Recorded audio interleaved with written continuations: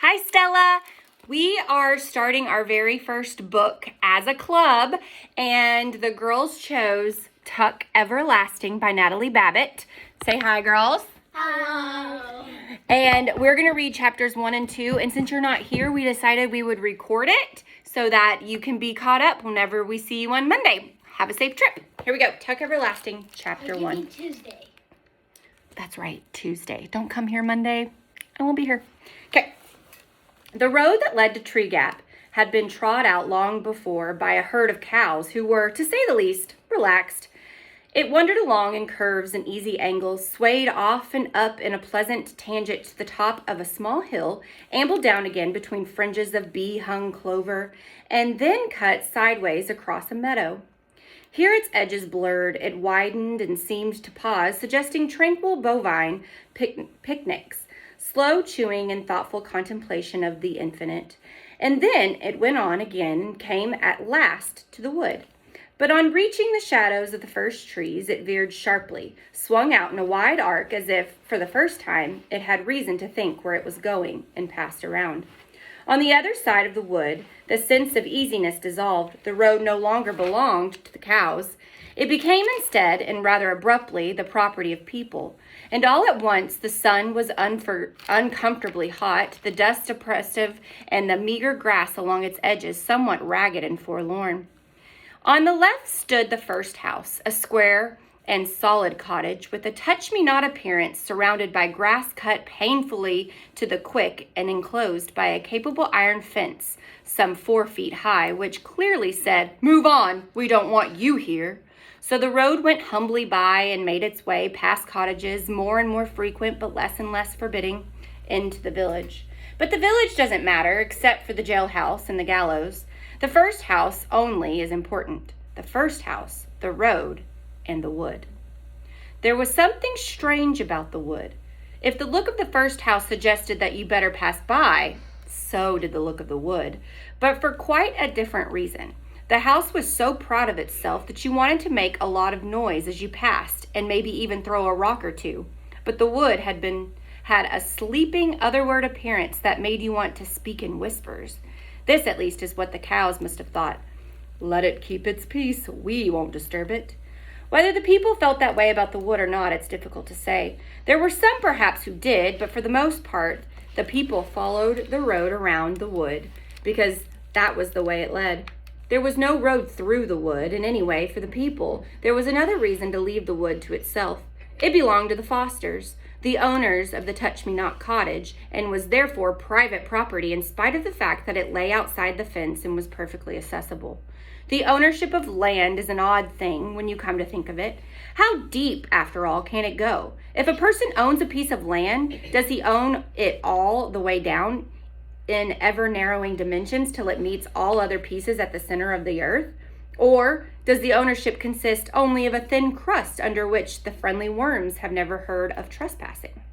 In any case, the wood, being on top except, of course, for its roots, was owned bud and bough by the Fosters in the Touch-Me-Not cottage, and if they never went there, if they never wandered in among the trees, well, that was their affair. Winnie, the only child of the house, never went there, though she sometimes stood inside the fence, carelessly banging a stick against the iron bars and looking at it. But she had never been curious about it. Nothing ever seems interesting when it belongs to you, only when it doesn't. And what is interesting anyway about a slim few acres of trees? There will be a dimness shot through with bars of sunlight, a great many squirrels and birds, a deep damp mattress of leaves on the ground, and all the other things just as familiar, if not so pleasant, things like spiders, thorns, and grubs.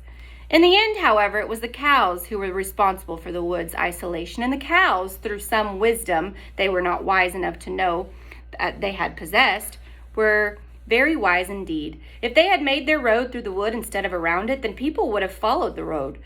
The people would have noticed the giant ash tree at the center of the wood, and then in time they would have noticed a little spring bubbling up amongst its roots in spite of the pebbles piled there to conceal it.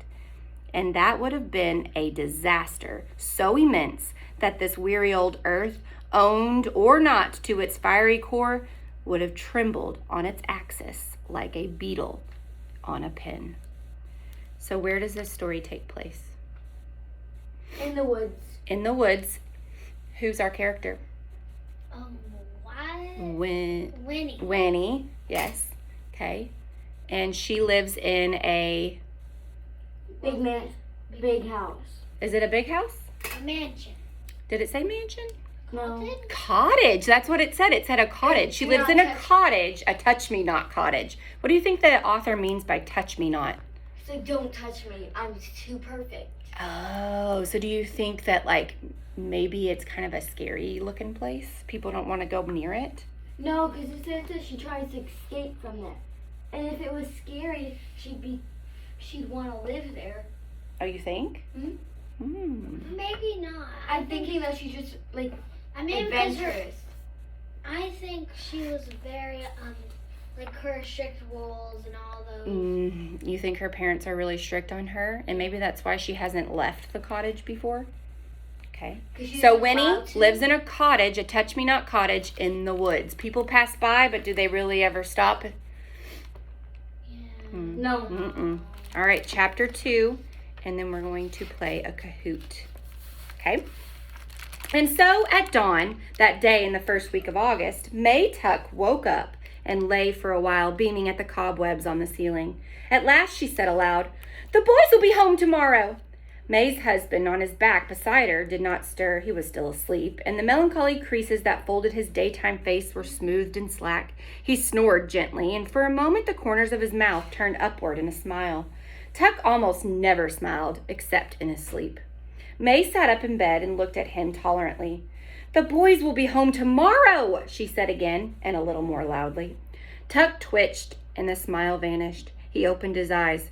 "Why'd you have to wake me up?" he sighed. "I was having that dream again.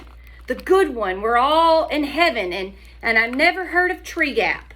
May stood there, frowning, a great potato of a woman with a round, sensible face and calm brown eyes. What do you think the author means by a potato of a woman? She's lays on the couch a lot. Oh, like a lazy couch potato? Okay. A great potato of a woman that's round. She's a round-shaped woman. Very good. With brown eyes. "It's no use having that dream," she said. "Nothing's going to change." "You tell me that every day," said Tuck, turning away from her and to his side.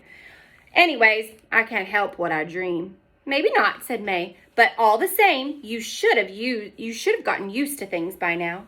Tuck groaned. "I'm going back to sleep," he said. "Not me," said May. "I'm going to take the horse and go down into the wood to meet them."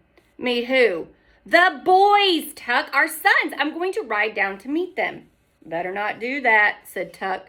"I know," said May, "but I just can't wait to see them. Anyways, it's 10 years since I went to Tree Gap. No one will remember me. I'll ride in at sunset, just to the wood. I won't go into the village, but even if someone did see me, they won't remember. They never did before now, did they?" "Suit yourself then," said Tuck into his pillow. "I'm going back to sleep." May Tuck climbed out of bed and began to dress. 3 petticoats, a rusty brown skirt with one enormous pocket, an old cotton jacket, and a knitted shawl, which she pinned across her bosom with a tarnished metal brooch. The sounds of her dressing were so familiar to Tuck that he could say without opening his eyes, "You don't need that shawl in the middle of summer." May ignored this observation. Instead, she said, "Will you be all right? We won't get back till late tomorrow." Tuck rolled over and made a rueful face at her. "What in the world could possibly happen to me?" "That's so," said May. "I keep forgetting." "I don't," said Tuck. "Have a nice time." And in a moment, he was asleep again. So remember in the video, we talked about the spring? Yes. And how the spring makes people do what? They don't change, like They don't change. They Forever don't live. die. They live forever. Okay, so why do you think Tuck keeps saying, "I don't forget, I don't forget"? And why do you think that with May going into town, she's saying, "They won't remember me. It's been 10 years." Why do you think she's saying that? She was probably a really bad person at first. Okay, maybe you think that she was a bad person. What about the spring making them last forever? Well, I think they drank it. They drunk. It's their spring. They own the spring. And so they did. Remember in the video it talked about how the Tucks have a secret? Is that their secret? So if she's going into town to meet the boys, and if somebody sees her, she's going to look exactly the same as she did 10 years ago. Do you think in 10 years you're going to look the same? No. No. I Would would people be- think it was weird if you did look the same? Yes. Yeah. I mean, I would definitely grow taller. Just my facial expressions would stay the same. Yeah, that's true. May sat on the edge of the bed and pulled on a pair of short leather boots so thin and soft with age it was a wonder they held together. Then she stood and took from the washstand beside the bed a little square-shaped object, a music box painted with roses and lilies of the valley. It was one pretty thing she owned and never went anywhere without it. Her fingers strayed to the winding key on its bottom, but glancing at the sleeping Tuck, she shook her head, gave the little box a pat, and dropped it into her pocket. Then last of all, she pulled down over her ears a blue straw hat with a drooping, exhausted brim. But before she put on the hat, she brushed her gray-brown hair and wound it into a bun at the back of her neck. She did this quickly and skillfully, without a single glance in the mirror. May Tuck didn't need a mirror, though she had one propped up on the washstand. She knew very well what she would see in it. Her reflection had long since ceased to interest her, for May Tuck and her husband, and Miles and Jessie too, had all looked exactly the same for 87 years. Ouch.